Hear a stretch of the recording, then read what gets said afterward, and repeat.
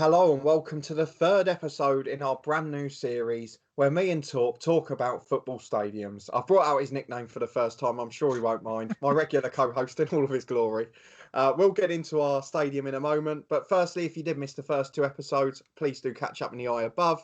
Thank you for those who have watched. The response has been far greater than I could have expected, so thank you for getting involved. If you've visited any of these stadiums, let us know down in the comments. And of course, I will get the usual pre-warning in. We may offend people because we're being honest and you're going to have an attachment to your stadium. So we completely understand that. This week we move on to our third ground, which is St Andrews, and it's a bit of a bizarre one for us because we didn't go to watch Birmingham City, whose natural home it is. We went to watch Coventry, who are also currently tenants at the ground. So firstly, before we talk about that, let's run through the stats. Ground opened in 1906, another old one, been heavily renovated in the 90s, just like Barnsley last week. Capacity, all-seater stadium, 29,409. Unfortunately, when myself and Tom went, who was my usual co-host, it was only about a third full and only about half open. But it was the penultimate game before this lockdown, so we have to be a bit grateful as it's about the only one we can remember clearly here. Does that be fair to say? Yeah, we'd love to be back there right now, wouldn't we? Absolutely. And it's also been a venue for England international matches, every level below the senior team. So it's done under 21s, it's done under 19s, etc. It's also had semi-finals in the FA Cup in years gone by and finals of other competitions in the lower leagues. Also had plenty of other sports too, the likes of boxing, rugby union, etc. Never knew But that.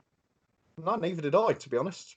But this week, we're talking about the game we went to there, which was actually just over a month ago, the 1st of March 2020, which was Coventry City v Sunderland in a top-of-the-table League One clash, a 12 o'clock Sunday kickoff. Do you remember much about it? Hopefully you will, because it was only a month ago.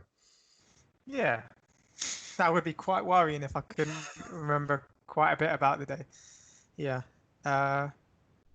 quite difficult to find, wasn't it? We went a bit wrong at one point. Yeah, it wasn't difficult to find the stadium. The stadium we could see the whole time. The entrance was quite difficult to find.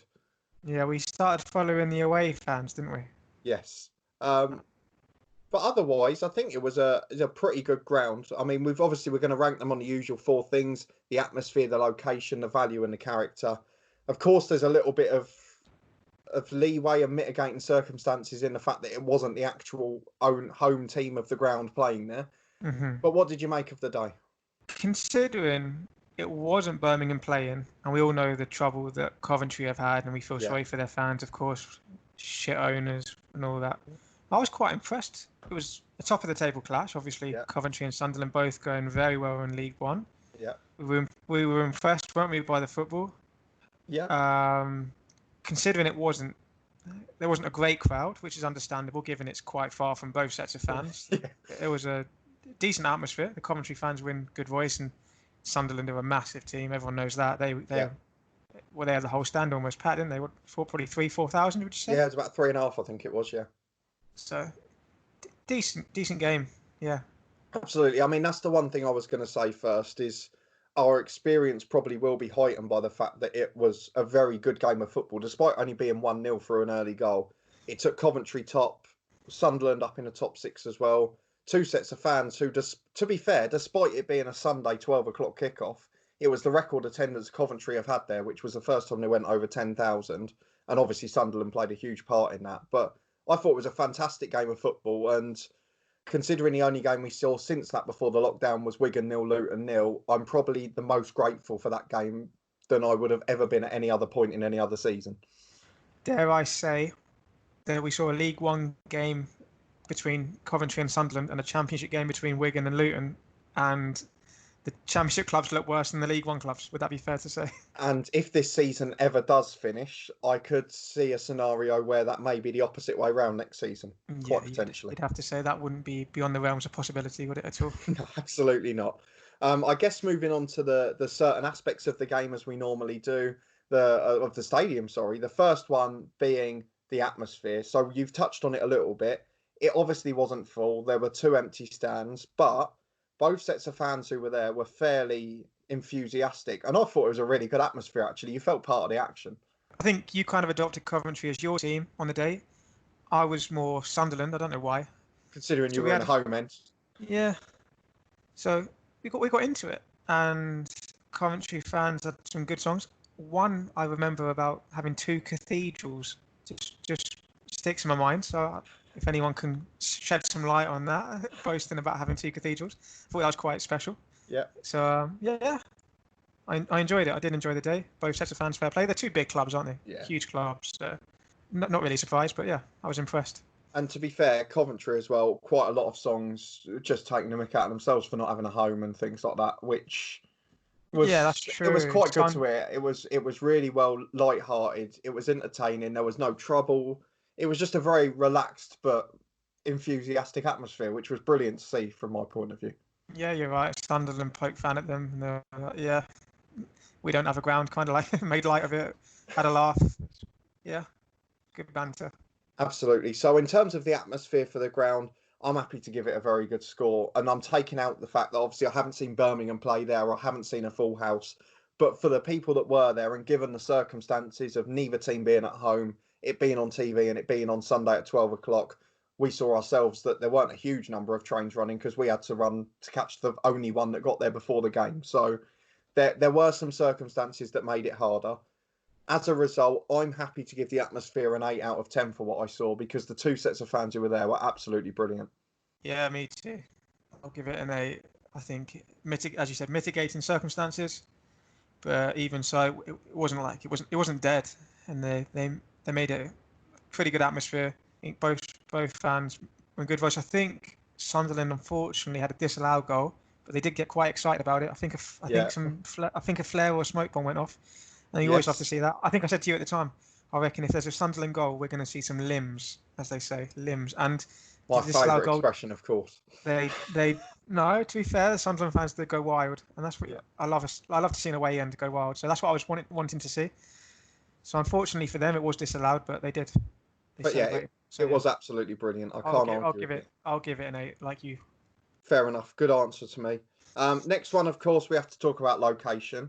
So the one thing I would say, even though it was Birmingham City's ground, is it was a fair way away from the two train stations, which I guess you'd expect in a massive, busy city centre. It was a long walk. Again, it was freezing cold, which didn't particularly help.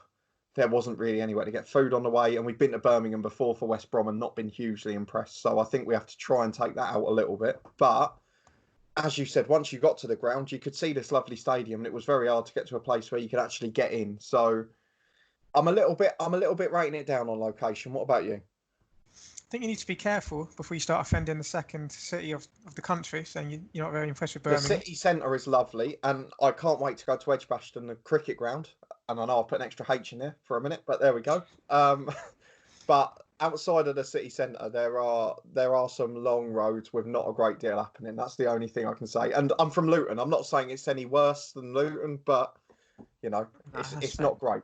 Some parallels, some similarities. Yeah, that's fair to say. And yeah, it wasn't the easiest to get to, and we did start going down like dead ends and following the Sunderland fans getting off the coach, and we were like, how do you get in all the same streets, like St Andrews Close, I think it was one. It was all these, everything was called St Andrews. Yeah.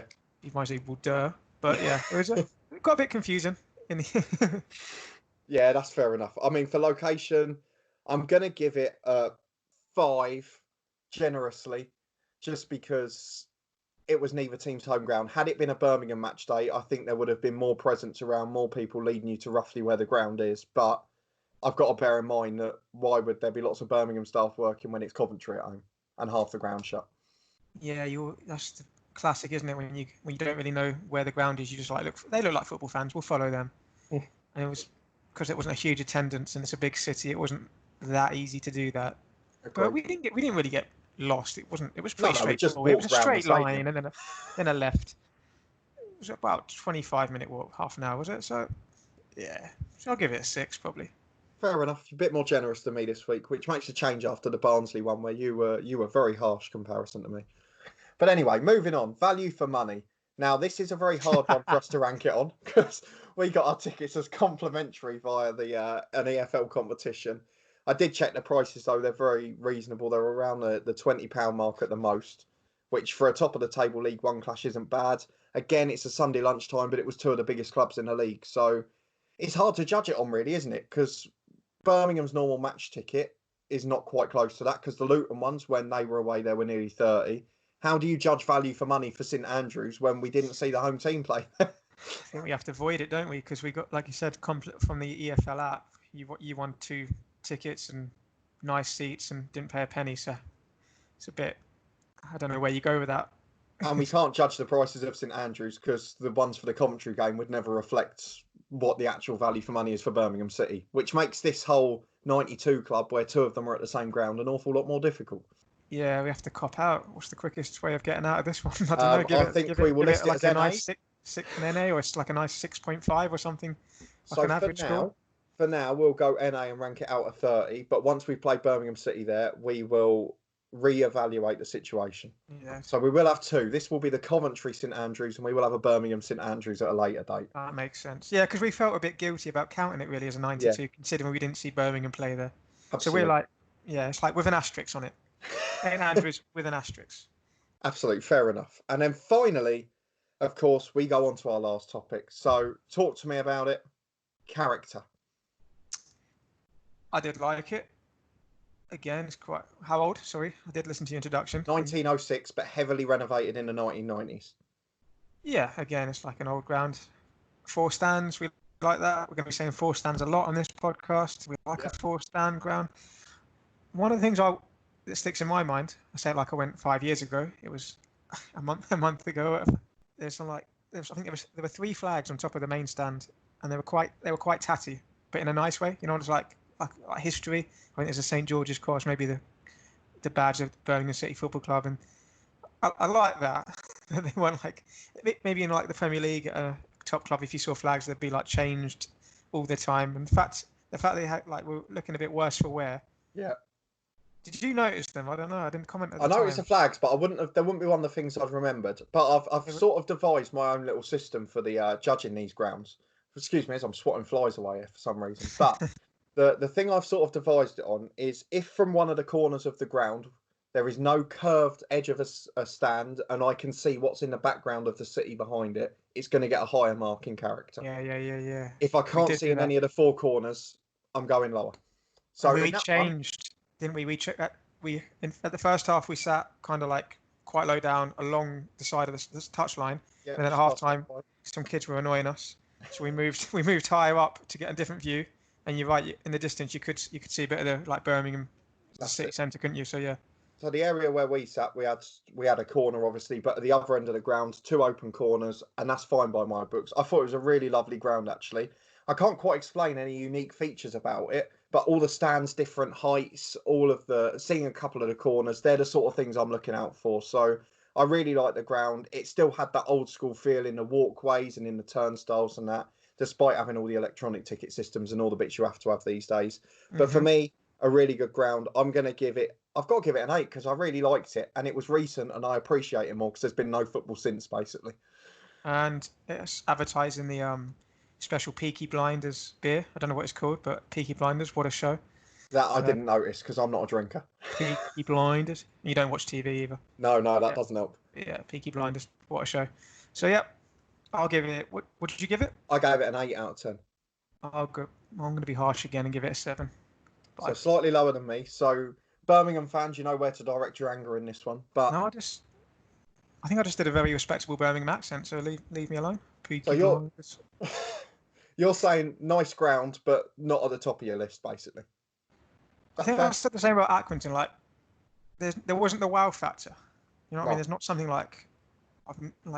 something I've never seen at a football ground before. No. I like the old flags. I like the fact you could see, like we said, the Birmingham City, like the city itself in the background. Yeah. But there wasn't anything like, oh, that stand is huge and like incredible. I'd love to sit like the Cop or like the whole end. I've not been to either ground, but you know these like historic stands. You think shouldn't mention the whole end, should I? On this very clever idea. I was about to say.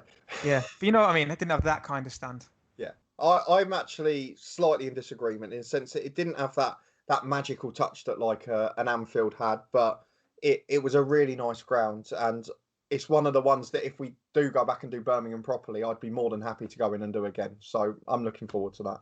Yeah. So as usual, we'll put the overall scores down at the bottom, but let us know in the comments what you thought, any little quirks we might have missed. Please try to be nice to us because we're trying to be as fair as possible. Sorry for But mentioning Aston Villa. yes, you do owe them an apology because you might be kicked off as a co-host after that by the public. If there's any Birmingham fans, we're in trouble. But either way, thank you to Tom for joining me again. I do appreciate it. We've got about 25 more to go, or at least 30, and hopefully we'll have some football back then. If you did enjoy the episode, please put a thumbs up on it. We do appreciate it. If you've missed any of the other ones, of course, catch up in the eye above and let us know down in the comments what you think. If you haven't already, subscribe for weekly episodes from this series every Sunday, the same time, 4:30, and there's daily FM20 content in the midst as well. But a big thanks for watching, and hopefully we see you next time. Cheers.